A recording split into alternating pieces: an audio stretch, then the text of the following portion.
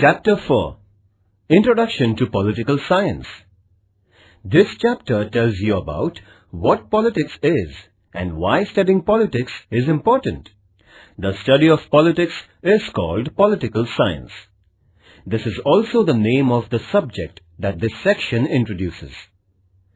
Introduction. We are set to study political science. Never heard of this science? Don't worry. This subject is about the study of the activities called politics. You have surely heard about politics. Whenever someone is aspiring for power or position, we spontaneously say that the person is doing politics. Whenever someone is planning with others how to achieve some objective, one reaction is that they are doing politics. Often, we also imply that doing politics is not a very good thing. But can we live without politics? And is politics really a bad thing? I know. When I wanted to be class secretary, some girls in my class said that I was into politics. Do you know, my sister always makes secret plans with my mother. Father says they are doing politics. But I think politics is a big thing and happens out in the society and not inside homes. As we shall see below, politics is a necessary activity. Therefore, a systematic study of that activity is useful. What actually is politics about?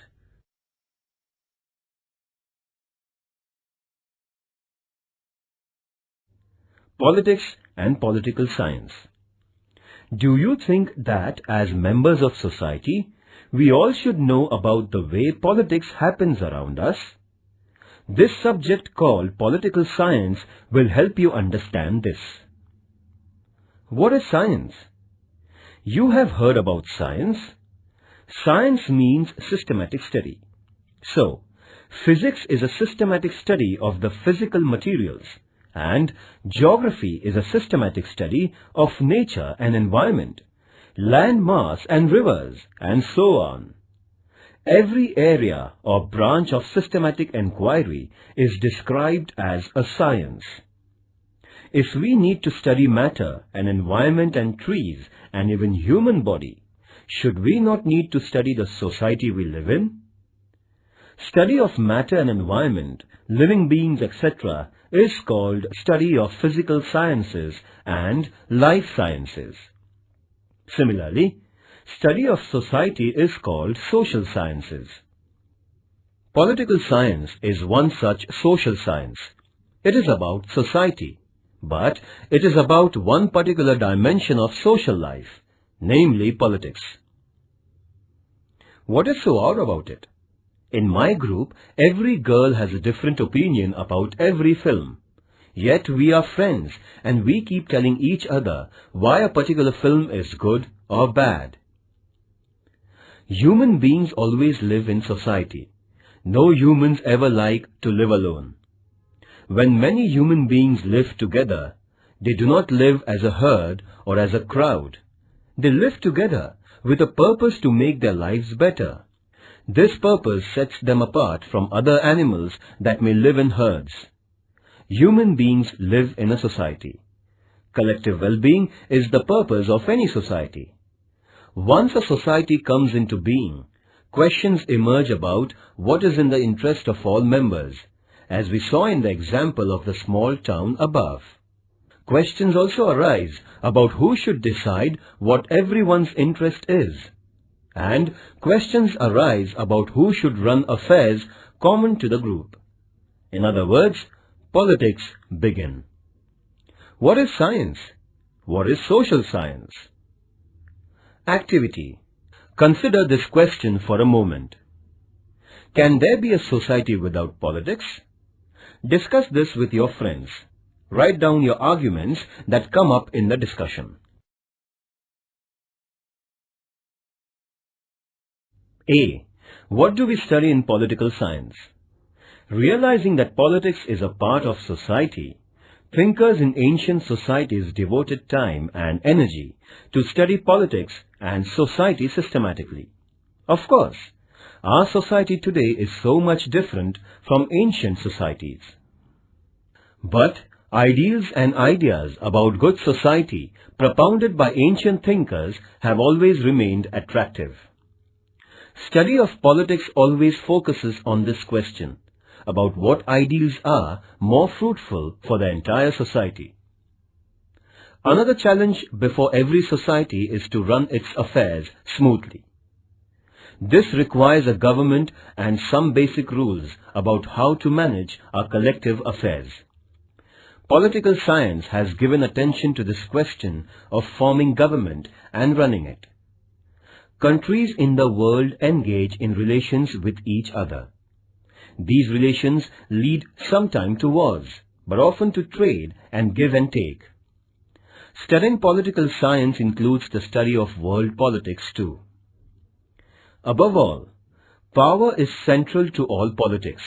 So, the study of political science is related to the question about why people want power and what they do for getting power.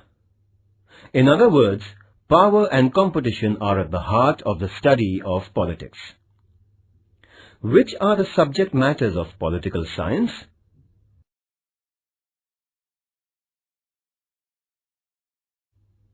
B. Why study politics? You all must be wondering why we need to study political science. As we saw above, politics is about ideals. Politics is also about governments. It is about deciding who will use power. Political science tells us how to understand ideals. It helps us understand how governments are formed and what do they do. Political science also tells us why power is important and what people do with power. With the help of political science, we can examine and criticize the behavior of rulers, leaders, and government officers. Study of politics will tell you how rules are made for managing social affairs. It will tell you how governments get their powers. We shall study how elections take place and why elections are important. Study of politics will also help you in becoming vigilant and active citizens. You may have differences with others over what is best for a society. Study of politics will teach you how to deal with such difference. Most importantly, every citizen has the right to keep a watch on how government functions. Study of politics will tell you how to evaluate our government and its policies and how to keep the government under control. Which are the things you study with the help of political science? Activity. Read from newspapers of last 1 month news about agitations that took place either in Maharashtra or elsewhere in the country. Discuss in your class the issues over which those agitations happened.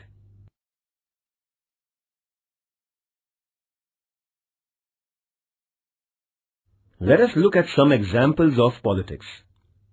Do you know that every village has a Gram Panchayat? And every town has a municipal council? The Gram Panchayat and the municipal council looks after the maintenance of roads and lights in the locality. Government of India has decided to spend a lot of money on making provisions for schools because everyone must get education. The government wants to take over land from the farmers for some big project. The farmers are opposed to this move. They organize and start an agitation against the policy of the government. When elections are taking place for the Gram Panchayat or the Lok Sabha, candidates and their parties contact the people asking for their votes. This is known as the election campaign. Activity. Find out from each of these examples why they are called politics. Make a list of those who are most likely to be involved in doing things mentioned in these examples. List out the actors involved in these examples. Write down which of the following activities these examples of politics involve. First, deciding policies. Second, running routine government. Third, competing for power. Fourth, expressing differences over a decision of the government. Fifth, setting up a goal or ideal. Activity. Do you know the names of any political parties? Which of these parties actually exist in your village or city? What do these parties do?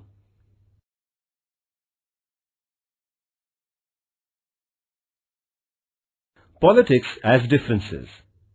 Think of a small town. This town is divided into 3 groups, and outsiders may easily say that there is a lot of groupism in the town. What is the groupism about? One group is wanting to spend some money collected from the residents for constructing a temple. But some others are saying that having a small library for the residents will be much more useful. Disagreeing with both these propositions, some residents are saying that it is much more important to first ensure supply of tap water to the poor locality before we think of a temple or a library. Only if the town had all the resources in the world, it could manage all the 3 things. But they have only limited resources. So they have to decide where to spend the money first. Do you think this groupism is bad? Do you think this groupism can be avoided? This example tells us why and how groups get formed. If we know the reasons behind formation of groups, we shall be able to understand how competition among groups is important. Politics as governing. And here is yet another example. Your school is going to start a small library of storybooks for students and says that day-to-day management of this library must be done by students themselves. It is decided that class 9 students should take up the responsibility. Then, a competition begins among the various divisions of class 9th. In each division, a few boys and girls want to become secretary of the library. Is there anything wrong in wanting to be a secretary of the students' library? If nobody wanted to be the secretary, who will manage the library? In this same manner, we would need people to come forward to manage the common affairs of the society. Whenever a formal association is formed, differences take place in the course of its functioning. Whenever people come together on a regular basis for some common purpose, differences are bound to occur. We might disagree about work plan. There would also be competition for positions to run the affairs of the group. This will lead to discussions. Then there will be some give and take. Differences, competition and give and take help in reaching a better decision and better management. There is nothing to be worried about differences. This is politics. Are they telling us that differences are not bad? Isn't that odd? What is true of groups and associations is also true of societies and nations. Politics is unavoidable. Politics is necessary. Politics helps in conducting competition and managing differences.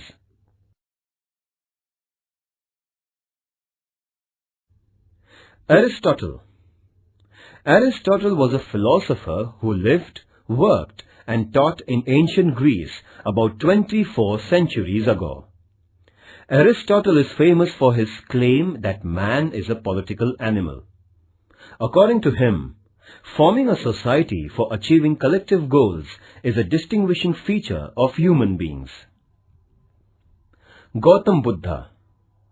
25 centuries ago, Buddha propounded equality as the organizing principle for society. He also pointed out that unfulfilled wants lead to dukkha, and good society must aim at overcoming dukkha.